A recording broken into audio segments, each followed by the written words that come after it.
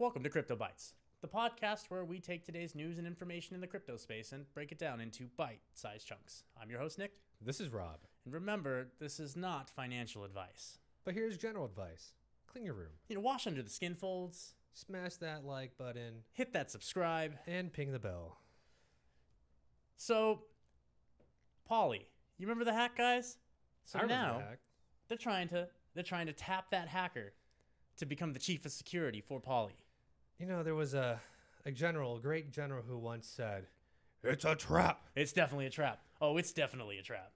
If I think the hacker also knows this, but again, this is Polly trying to save face and make it into a white hack situation, and that's a good point. It is probably them trying to save face. yeah, but they're also trying to tap this guy to be their security officer, which not only exposes this hacker, but also makes him liable for the hack and any preceding like legal troubles that might come after. Oh, I'm sure him and his buddies are laughing about this right now, just like I am too. It'll be the first if this ever, if they pull this off. I don't think they will. This is well within the United States government playbook on how we do our cyber defense and anti-cyber terrorism. Yeah. Usually how it works. We're going to throw you in prison for a while. And then Uncle Sam's going to come to your cell and he's going to say, "Look, Rob, we know you broke into Facebook. We get it. You were curious. But you got an ultimatum here. You got two options. You can spend the rest of your life here and rot away, or you can come work for us." Oh, and yeah, we put a bomb in your neck, and if you don't work for us, we're gonna ping. Right. I mean, it's probably not that ridiculous, but I can see where Polly's trying to go. And I can see why they're trying to get him as the chief of security. And really, I think you're right. It's all damage control, because if they can't do something like that, how can you really stand on solid ground and say, well, how can customers really come to you and want to do transactions with you knowing that you've already been broken? And I think there was another exchange that just got hacked too. Yeah, so it's like every week there's a hack that goes on. This one happened maybe a couple days ago this week. A Japanese exchange, Liquid, got hacked. A hacker, he was managed to take off $20 million worth of crypto. Okay. Bitcoin, Ethereum, different ERC20 tokens, Tron, XRP. Take them off site, and he put 20 million of them into an Ethereum mixer. So what's an Ethereum mixer? You send Ethereum or ERC20 or whatever it is into a big giant pool, and it washes those coins. Oh, like a laundry service. Yeah, and then it spins it out, and you can like get a little bit here, a little bit there, a little bit here and there in different wallets, and it makes it harder for people to track. Huh. Is there for science, obviously, a way for someone to join into one of these mixers to potentially see what it would look like? Yeah, so there's different mixers out there. You can do your own search on it. Will do. You can provide liquidity, and you can also send tokens there to get mixed. But so there are several Ethereum wallets that have been identified. Tether, USDT have blocked those or blacklisted those sites. Other exchanges have done so as well. So there's no news on how this exploit occurred. Okay. I'm sure they don't want to release it to the public. Otherwise, why would you ever want to keep your crypto on exchanges? That's true. And guys, I mean, not your keys, not your crypto. Get a wallet.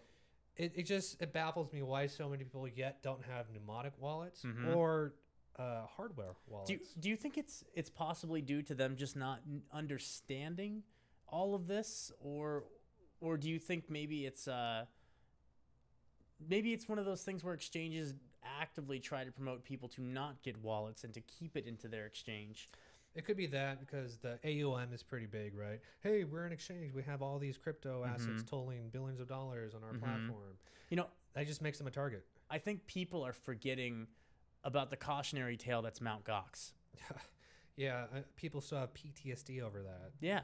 And this is just another reminder on why you should get a hardware wallet and make a mnemonic wallet. You can literally import your hardware wallet on like a MetaMask and make it somewhat more secure than just having it raw on your MetaMask.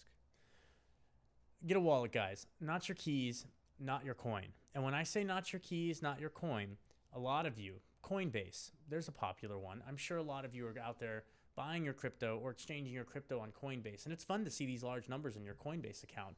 But should Coinbase get compromised, and let's not hope for the worst, all of that's gone. All of it's gone. They could easily just stop and not provide you with any of it anymore. Again, I cite Mt. Gox. Well, speaking of Coinbase news, they recently announced that they will put, I think, $500 million of crypto, or they're going to buy $100 million worth of crypto, and then 10% of their earnings after into crypto every year. So again, they're trying to be one of these bigger platforms. I think this is just a play to get into the DeFi space, right? You're going to buy all these DeFi tokens, so you're literally going to be living off of the backs of your subscribers or people that have that crypto on your exchange. They're going to leverage those accounts to yield for them. You know, I think a lot of money is going to be made in the DeFi space here very, very soon. Yeah. Very, very soon. But it's kind of scary when you think about these hacks that are happening. There's a lot of money being moved around in the crypto space, and with these hacks looming there, this is the one thing I need people to remind people that it's not the cryptocurrency itself that's being hacked. It's not Ethereum, it's not Bitcoin that's being hacked in these things. It's everything trying to make these cryptocurrencies work for them.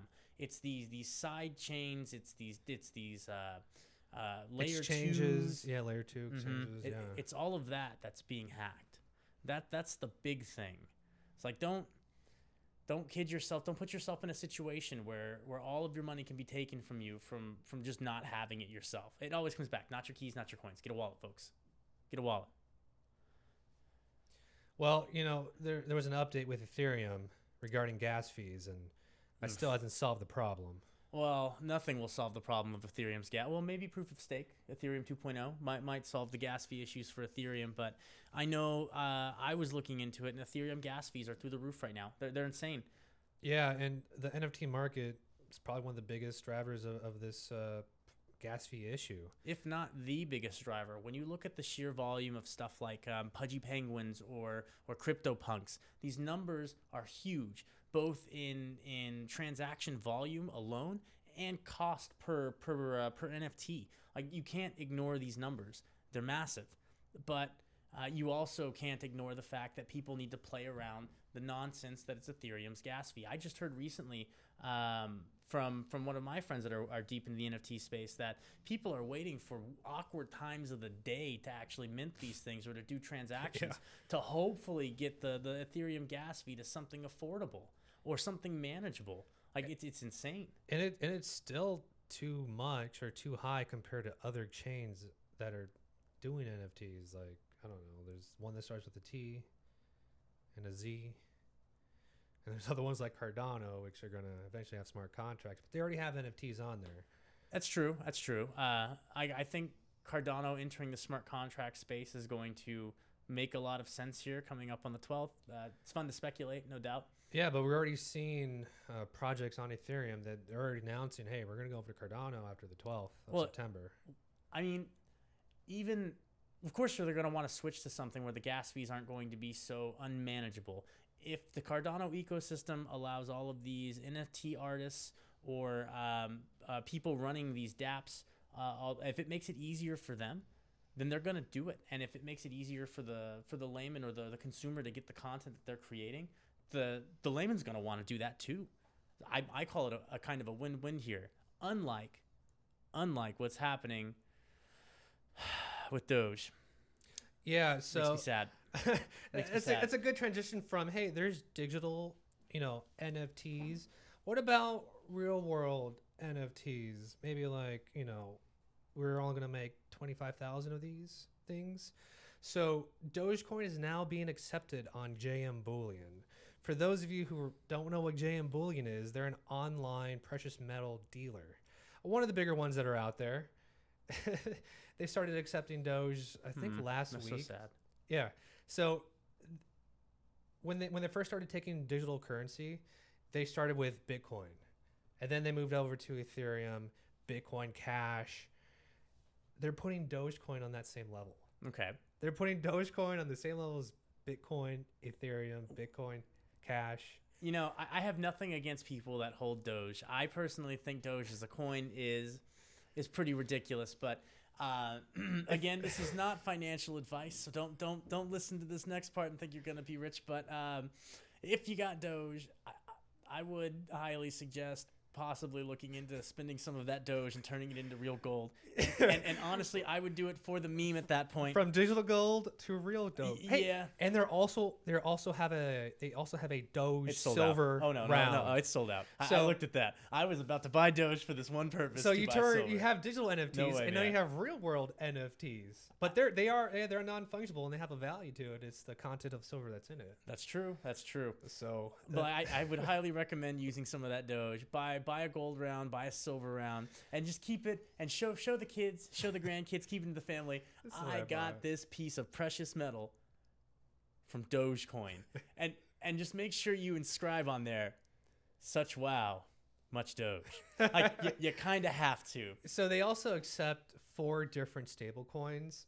So not only did they put Doge on the level of Bitcoin and Ethereum, they also put it on the same level as stable coins. USDC, BUSD, and 2 other ones. Was it Bitcoin Cash? That's not a stable coin. No, that's not. No. But, honestly, being able to use stablecoin to purchase something like a precious metal makes sense to me, and it almost more legitimizes the cryptocurrency as a buying power. So I'm gonna put this as another domino in the crypto adoption.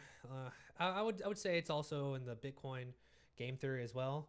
You're turning cryptocurrencies that people think they're worth 0 into something that's intrinsically has value to it. Well, personally, I still fully believe that the area that we're at right now in the cryptocurrencies is still the Wild West. I'm a firm believer that there are 0 experts in the space right now, and that there are people that are main authorities and huge figureheads in the crypto space, but I don't think there are any real experts. And it's all come down to the metaverse. It's all come down to the metaverse for me. It's unstoppable, and it's coming. It's inevitable. And I think the cryptocurrency portion and what we're experiencing right now is merely one stepping stone to finally achieving a functioning metaverse. So like with the cryptocurrencies now, when you see Doge being used to be able to buy precious metals, what you're doing is you're getting people used to, more specifically the older generation of people, used to using a cryptocurrency to buy something that they deem has real world value to them, right? But we're already indoctrinating the children and the kids into doing this by having them spend a digital currency, well, seemingly digital currency to them on these apps, these like pay to win type stuff. People are just clicking a button, hitting buy, and they're getting these digital skins or some enhancement inside of a game that makes things easier. And to them, psychologically, it's probably just as similar as spending like a Bitcoin, because it's probably mom and dad's money, so they don't really see it as something they're earning, and they're getting used to that.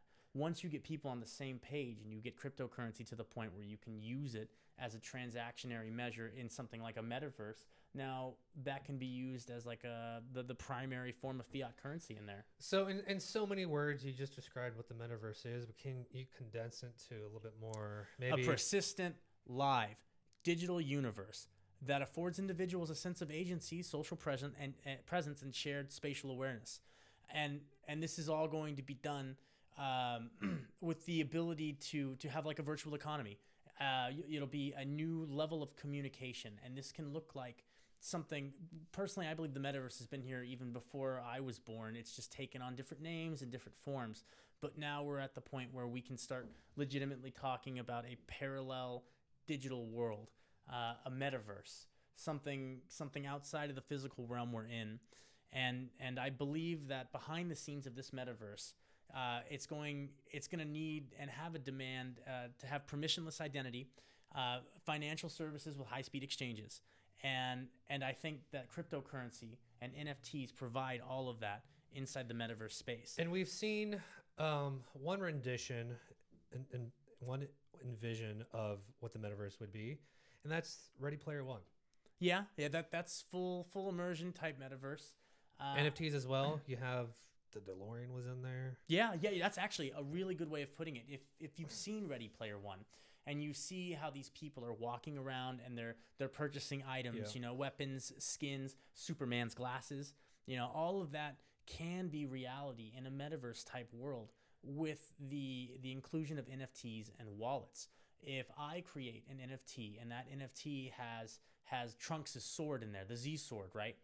And I create 100 of those. Now I've created something with real digital scarcity, which I can then put in a price, a real price for this. I can monetize this in that world. And once I've done that, you're now talking about real ownership of this item in this digital world. No one can take this from you unless you give it up and give your NFT away. Or conversely, the NFT follows through a smart contract and the smart contract's fulfilled, thus burning the token or destroying the item or removing it from your inventory one way or the other. Yeah, and we've had debate, discussion, and also others have as well. Do you actually own an NFT? Like, what is an NFT? If you just change the JPEG on that link, like, what is it? So the metaverse is a way of how you actually will own, and you do have property ownership over this digital thing, whatever it would be. I agree, because you know my stance. It's like you said, we've had discussions on this, and when you look at where NFTs are today, NFT is just a piece of information that's committed to the blockchain that has data in its JSON file referencing what this NFT represents. I propose the thought experiment of, is NFT truly the art piece that's in there, or is the NFT just the token? So if you have the scenario where I create an NFT, and in the NFT I provide attributes to it, and I provide a link to the digital art source of this, and I mint 100 of these and I sell them. Now, if I'm the one hosting this art on wherever it is I'm hosting it, and I change the artwork on that page but not the link, the people that purchased this NFT originally think they have this one piece of art, but when they go, it's this other piece. Is the NFT truly the artwork itself in the JSON, or is it the NFT? Because you have, that's really what it will come down to, is something like that. But in the digital world, in the metaverse, that item is going to be something you can see, be it augmented reality or be it full virtualized experience. It's something tangible there that you can interact with, something that you can see, and real ownership is there. It's digital property is what it is. That's what it is, yes. It's digital property, and it's personally yours. Mm-hmm. Smart contracts is just one level of how the metaverse is going to be used. Oh yeah, it's a new design space. This is the next level of communication. We've got sight, we've got sound. Now we can give a 3D space to truly do this in. When back in the much older days before all this technology, the only real forms of communication were going to be in person or with a letter, and people used to hold on to those letters and really cherish everything there because that was communication. Well, now you have the telephone come along and you can hear their voice, and instinctively as humans, we already see that as a better form of communication than writing because it's more personable. And then you have things like Skype. It's pretty awesome to be able to talk to my friends over in Europe as if they're right there. But what if you can be right there? Time, space, all of that in one instance digitally in the parallel metaverse. So we had the analogy of the Oasis being the metaverse, right? Well, in Ready Player One, there was an evil guy that wanted to take over the metaverse. I think we're seeing our homegrown little villain of our metaverse coming up in the ranks. I think we like to... you're talking about the one who's already running the ad-supported social media platform? He kind of looks like a robot to begin with. Lizard people. You talking about the Zuck? The Zuck. We talk about Mark Zuckerberg? Mark Zuckerberg. He's already taken credit that he is the creator of the metaverse. I mean, yeah, to a degree, but he really wants to be one of the driving forces behind the metaverse. The metaverse brought to you by Mark Zuckerberg, Facebook. He's going to put ads all over your UI. Sadly, I think you might be right. So, some of you people are probably too young to get this, but do you remember when Dave Chappelle had his own TV show? Yep. Do you remember when Dave Chappelle did the skit where, what if the internet was a real place? Yeah. That's what I imagine Mark Zuckerberg's metaverse to be. I sit down, hey, body. You want the larger penis? Huh? that. I just pop-up ads everywhere. Yeah. Hey, do you want to come over here to this room and maybe have a better penis size? Huh?